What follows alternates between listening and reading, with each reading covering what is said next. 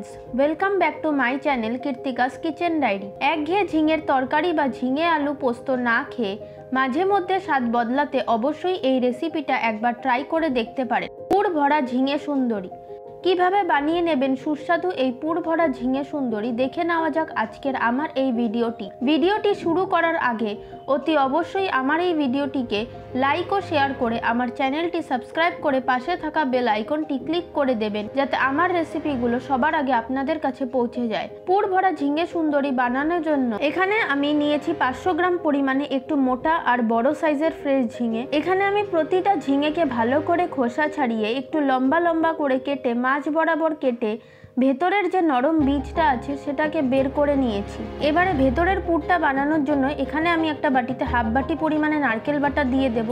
তার মধ্যে দিয়ে দেব 2 টেবিল চামচ পরিমাণে কাজু আর পোস্তর পেস্ট, তারপর দিয়ে দেব হাফ টেবিল চামচ পরিমাণে কাঁচা লঙ্কা পেস্ট আর দিয়ে দেব 100 গ্রাম পরিমাণে পনিরকে গুঁড়ো করে, আর দেব স্বাদ অনুসারে নুন আর সামান্য পরিমাণে হলুদ গুঁড়ো, তারপর দেব 1 চা চামচ পরিমাণে লঙ্কা গুঁড়ো আর 1 চা চামচ পরিমাণে জিরে গুঁড়ো। এবারে সমস্ত কিছুকে আমি ভালো করে মিশিয়ে নেব। মিশিয়ে নেওয়ার পর যে ঝিঙেটাকে আমি মাছ বরাবর কেটে বীজগুলোকে বের করে রেখেছিলাম সেটার মধ্যে তৈরি করে নেওয়া পুরটাকে ভরে নেব। ভরে নেওয়ার পর ঝিঙের মুখটাকে চেপে তারপর একটা পরিষ্কার সুতো দিয়ে আমি ঝিঙেটাকে ভালো করে বেঁধে নেব যাতে পুরটা বেরিয়ে না যায়। দেখুন এখানে আমার একটা ঝিঙে তৈরি করা হয়ে গিয়েছে। একইভাবে আমি বাকি ঝিঙেগুলোকেও তৈরি করে নেব। দেখুন সবগুলো ঝিঙেতেই কিন্তু আমার পুর ভরা হয়ে গিয়েছে। এবারে ঝিঙেগুলোকে ভাজার জন্য এখানে আমি কড়াইয়ে হাফ কাপ পরিমাণে সাদা তেল দিয়ে ভালো করে গরম করে নেব। তারপর তেলটা ভালো করে গরম হয়ে গেলে ওর মধ্যে একে একে আমাদের পুর ভরে নেওয়া ঝিঙেগুলোকে ছেড়ে দেব। তারপর ঝিঙেগুলোকে আমি কিছুক্ষণ সময় ধরে হালকা করে উল্টে পাল্টে ভেজে নেব। এখানে নুনটাকে কিন্তু আমি এই সময় দেব না, না হলে কিন্তু ঝিঙেটা থেকে জল কাটতে শুরু করবে, তাই আমি নুনটা পরেই দেব।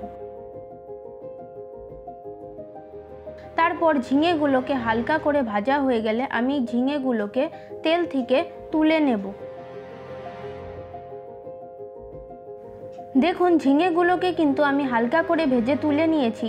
তারপর গ্রেভিটা করার জন্য এই সেম তেলে আমি ফোড়নের জন্য 2টো শুকনো লঙ্কা আর 1/3 চা চামচ পরিমাণে কালো জিরে দিয়ে দেব। তারপর ফোড়নটাকে হালকা নাড়াচাড়া করে ভেজে নেব। ভেজে নেওয়ার পর ওর মধ্যে একটা মিডিয়াম সাইজের টমেটোকে পেস্ট করে দিয়ে দেব।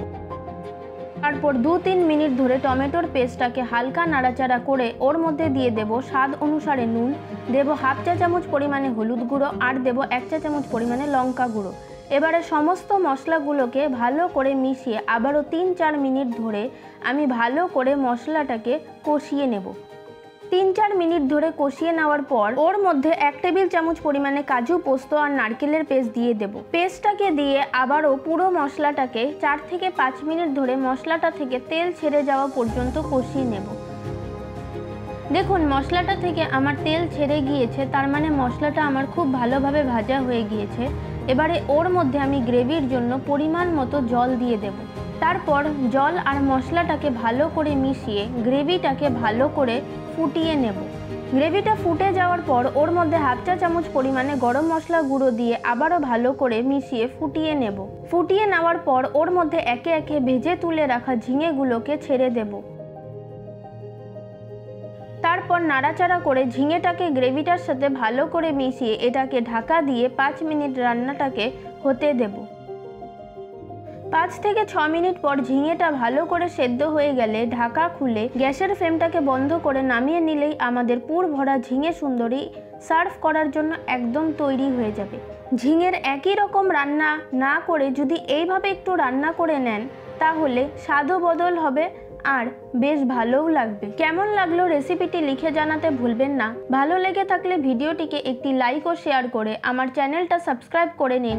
বেল আইকন প্রেস করে রাখুন যাতে আমার চ্যানেলে নতুন রেসিপি আপলোড করার সাথে সাথে সবার আগে আপনাদের কাছে পৌঁছে যায়। আজ তাহলে এ পর্যন্ত, আবার চলে আসবো এরকম নতুন কোনো রেসিপি নিয়ে। ভালো থাকবেন, সুস্থ থাকবেন, ধন্যবাদ।